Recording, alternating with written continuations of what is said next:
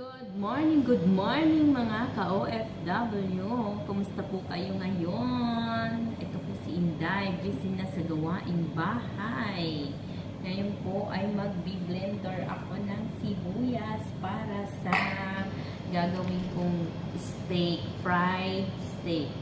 Ibababad ko muna siya sa sibuyas. Ito po ay beef at aking dinurog-durog para maging ganito siya at mabilis lumambot kapag ating prenito.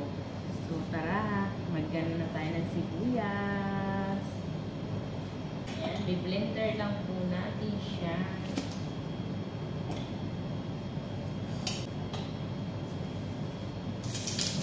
Kumusta po ang inyong araw dyan, mga kainday?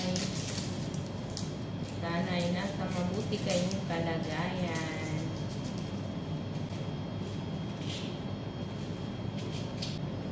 Ayan na po, tapos na tayo. Ngayon lalagyan natin siya ng paminta at asin. Asin. Ayan po.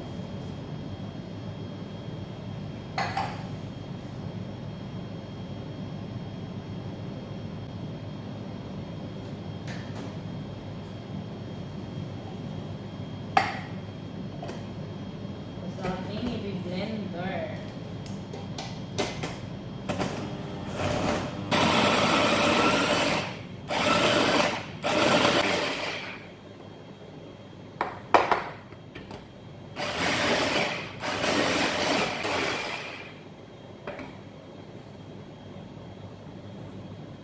Ayan, okay na po siya. Ito po. Tapos hahalo natin siya dito sa beef. So, kailangan ko ng isang glove. God is watching us.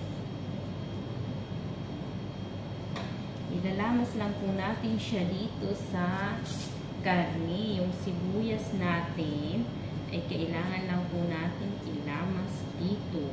Ayan. Para malasa ang ating karne. Ayan. Oh my God.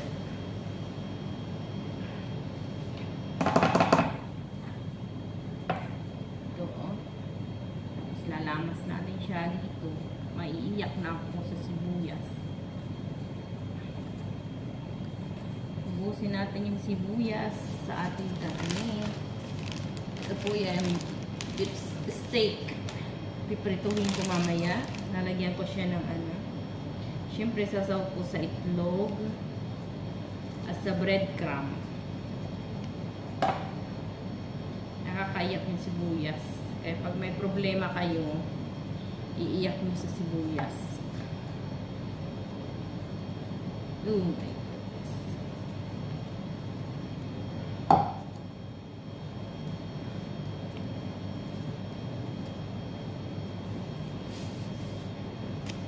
Ito na ang ating steak. Kabatag natin siya ng... Ay, naiiyak ako sa sibuyas.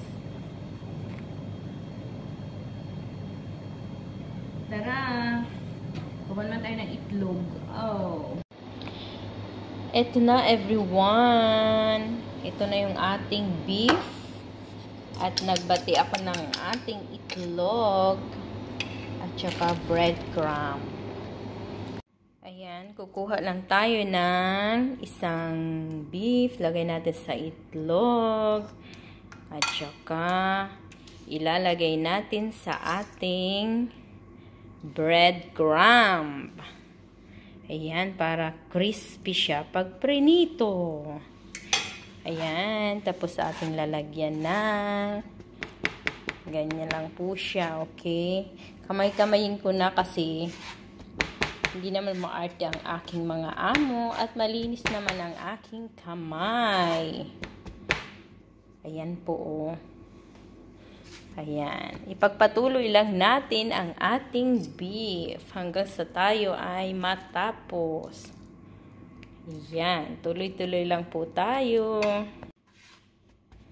At ayan, tapos na po tayo ngayon sa pag-aating masa-masa. Ayan, natapos na. Tapos ipiprito natin siya maya-maya. Ang kapartner po niyan ay spaghetti. Ayan po. Update ko kayo mamaya pag ito ay aking niluluto na. Ayan everyone, habang nagantay tayo para sa oras ng pagprito, ay magpapakulo muna tayo ng spaghetti. Ayan po.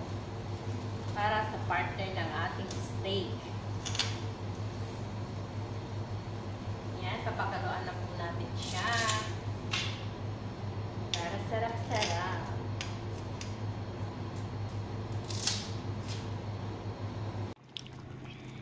Ayan, okay na po ang ating spaghetti.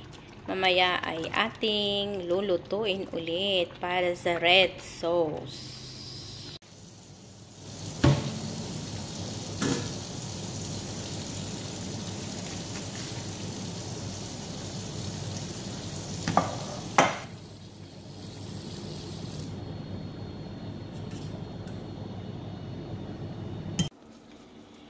Ayan na guys, umpisahan na natin spaghetti natin. Gawa muna tayo ng sauce bago ilagay yung spaghetti. Tapos prito na tayo ng steak.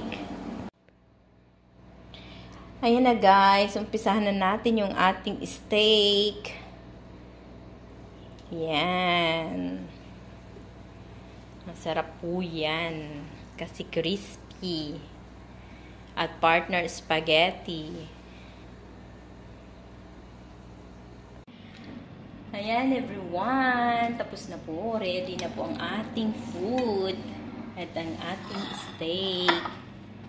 So, salamat po sa panunood nyo sa aking video. Sana po mag-subscribe kayo sa aking channel. Salamat po and God bless you all.